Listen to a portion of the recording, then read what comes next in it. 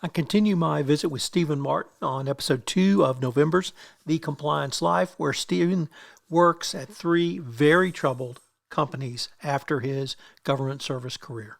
Hello, everyone. This is Tom Fox back again with Stephen Martin as this month's featured guest on The Compliance Life. Today in episode 2, we're going to take up the one I'm looking forward to because I've heard part of this story and it's great.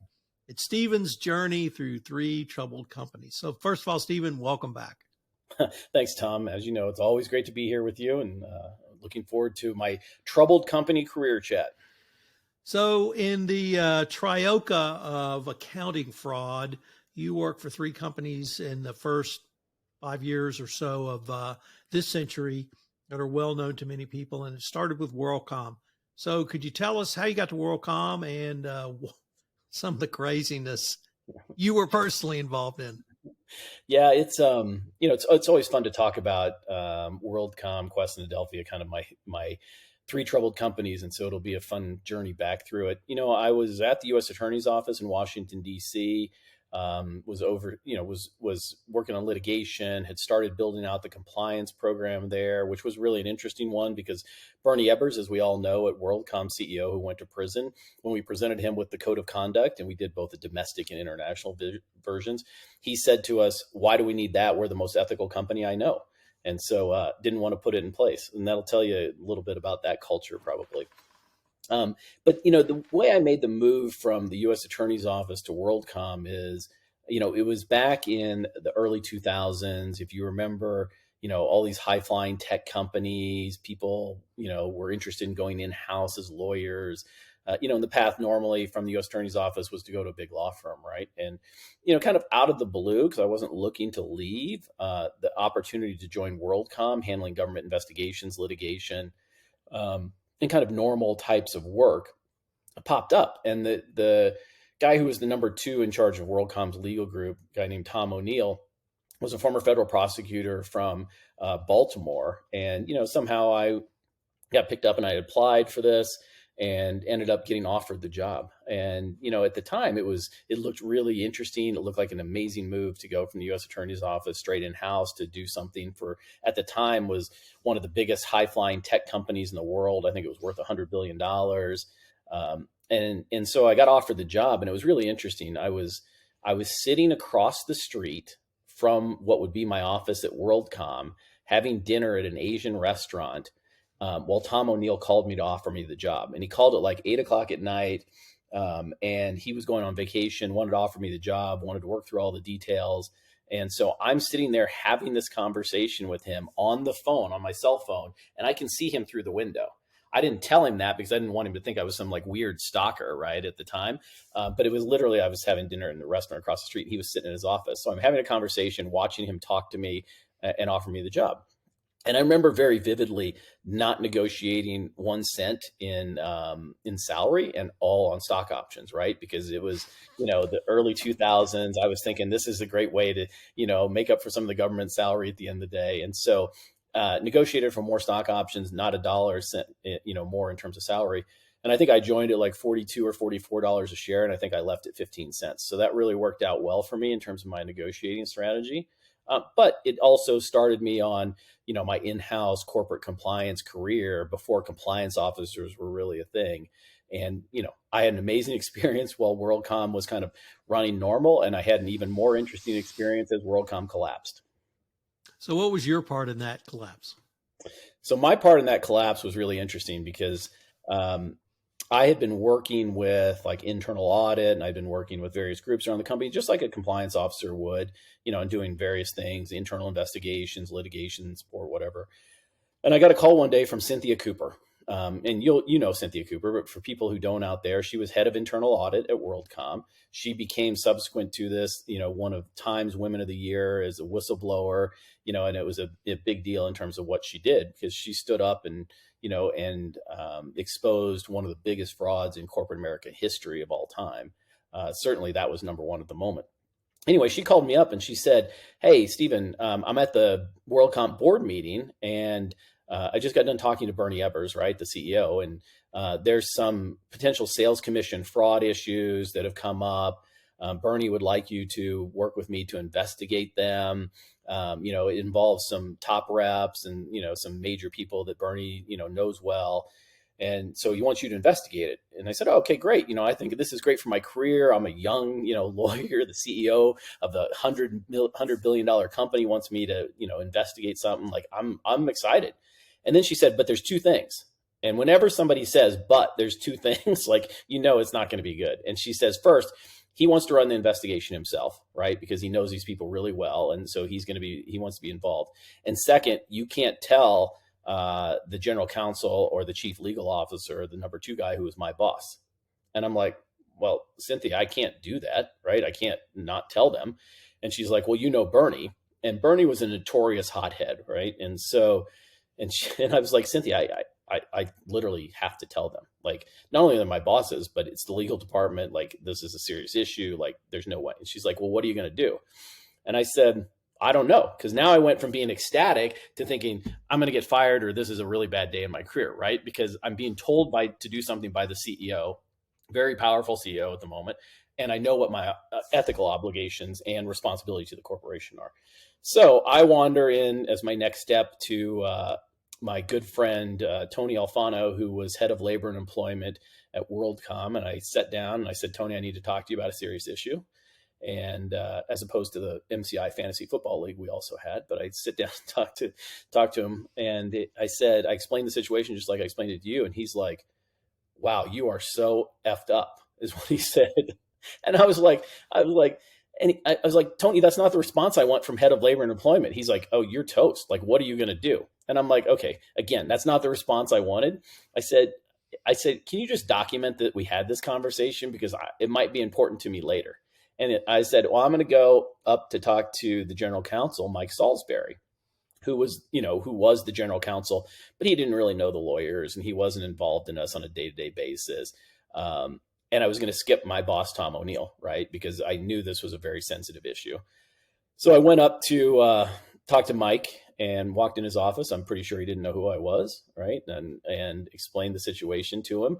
And he said, okay. He said, let's call Bernie. And I'm like, that seems like a terrible idea. And he's like, no, we're going to call Bernie. I'll get this handled. You don't tell Tom. We'll just keep it between you and I, which later, comes out that I had to follow what he was saying. Tom was never very happy with me about that decision. But I was doing what I was told by the general counsel.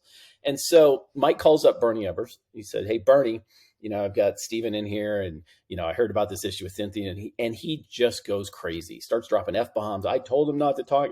I was going to do it. And so Mike gets him all calmed down. He says, look, it's just going to be Steven and I. We're the only ones that will know about it. He's going to conduct the investigation. I'll oversee it. So he gets Bernie calmed down. I spend the next couple of weeks flying around the country doing this sales commission fraud investigation, right? Double booking of sales, stealing commissions from the company. And it was legitimate. I mean, it was probably $50 million. But in hindsight, it wasn't nearly as big as what was actually happening in the company. And so I get back to Washington, D.C. After being on the road for a couple of weeks and all this happening. And I get a call from a Wall Street Journal reporter. And she says to me, hey, I hear you're doing this investigation. We're going to break this story. You're going to be on the front page of the Wall Street Journal. Do you have any comment? And I'm like, oh, no. I'm like, no, I don't have any comment. I got to get the comms people involved. And I thought, again, like, this is not going to be great for my career here at WorldCom, right? This is the young lawyer trying to figure everything out. So it turns out it breaks in the Wall Street Journal the next day. In fact, it's hanging in my office here somewhere. I'll have to find it and show it to you. But I had the article and the whole thing done. My wife did and just put it into a frame for me because, it was the first big time and, being named in the Wall Street Journal. What happened then is the next day we got the informal inquiry from the SEC about accounting fraud issues, including some of the sales commission. Within like the next day, I'd flown to Mississippi and sat down and interviewed Scott Sullivan, interviewed Troy Norman and Betty Yates, and a couple other people that were, ultimately convicted felons. And that's a long story about how they got there, but they basically, got used by the CFO. And Scott Sullivan, who was capitalizing expense and committing massive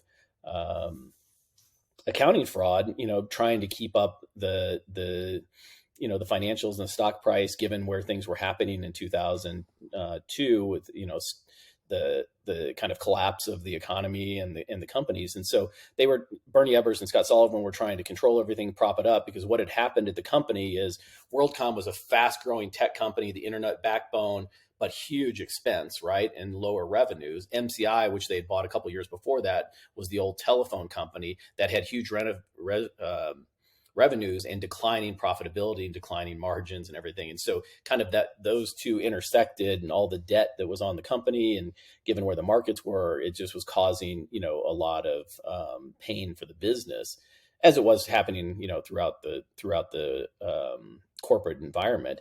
But what they tried to do was just cover up the accounting, right? Cover up the numbers. And, it started out in kind of one quarter, and over 5 quarters would turn into billions of dollars of accounting fraud.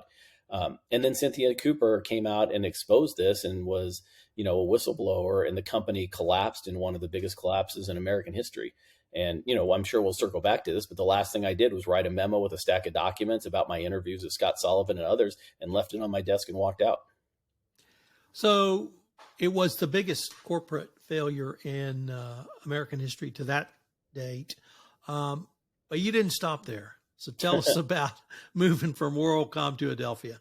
Yeah, it was so fun. Well, actually, I didn't go from WorldCom to Adelphia. I went from WorldCom to Quest, right? And if you remember, okay, Quest had the stock option backdating issues, and had, selling by, it was alleged that there was corporate accounting fraud going on. The company was never charged with that. It never ultimately led anywhere.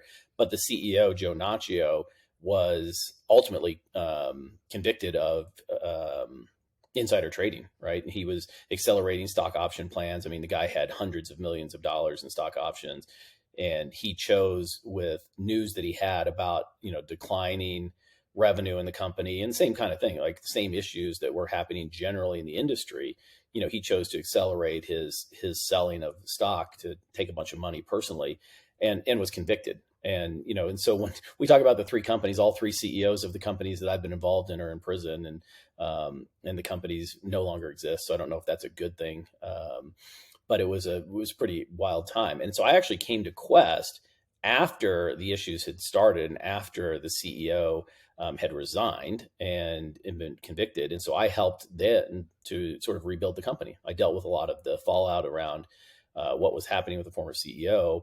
But I came in as the investigative counsel and chief privacy officer, and, spent about a year there, helping to deal with kind of the crisis and the issues that were going on, before heading to Adelphia, which is a whole nother story. So Adelphia, perhaps the craziest of them all. What was it like at Adelphia?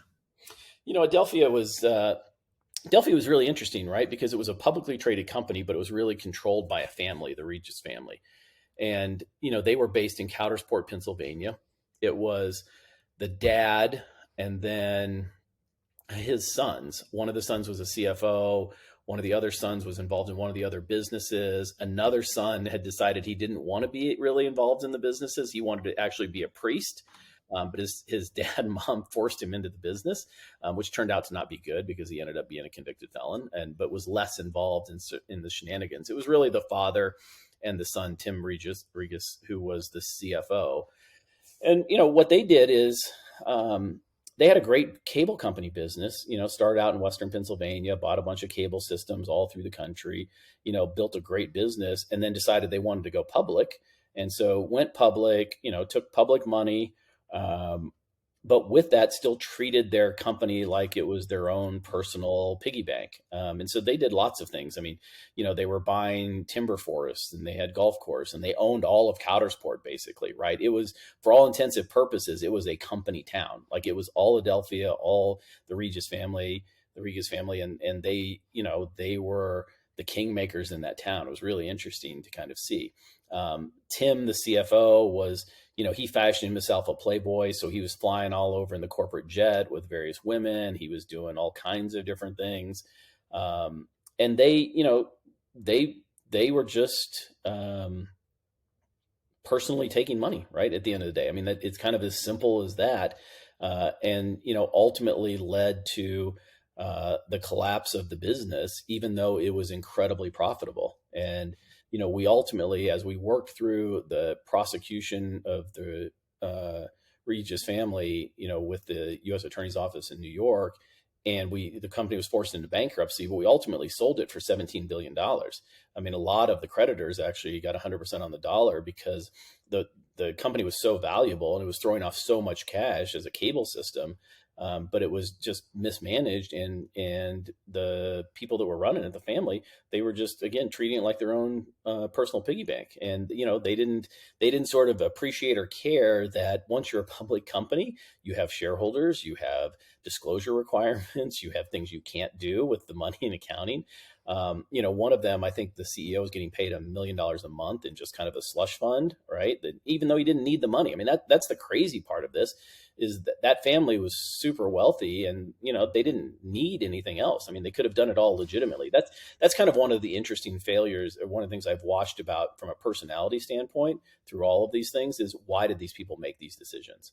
And it was just, there's crazy stories about all the things that happened, but I came in as head of litigation and compliance, and had to, rebuild a compliance culture, handle all of the investigation and litigation.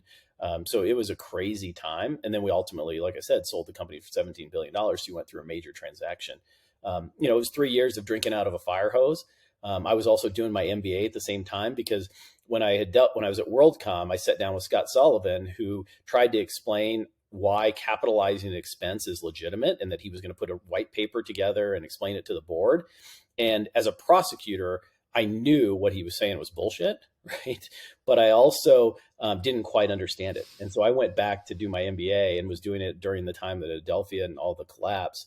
And so I'd get out of business school at 10 o'clock at night. You'd work all day. I'd go to business school from 6 to 10 at night. And then I'd be on calls with our lawyers in New York at midnight their time, right? Dealing with issues and dealing with all the problems. And so it was a crazy time. But in those situations, you gotta love it and want to do it, because if, it could really stress you out. But for me, it was an incredible learning experience. I mean, you can't replicate the things that go on. And now you get to the point in your career where, people start to panic about something, and you're like, hey, this could be way worse. Trust me. Like, this is not that big of an issue. Well, Stephen, unfortunately, we're near the end of our time for this episode, but I hope our listeners will join us for episode 3, where we take a look at your move into the consulting world. I look forward to continuing this conversation. Sounds great, Tom. Thanks for having me on again. Hope you will join me next week, where Stephen returns for episode 3, where we look at his move into the consulting world of compliance, both in law firms and in corporations. I know you will enjoy it, and I hope you will check out some of the other podcasts on the Compliance Podcast Network.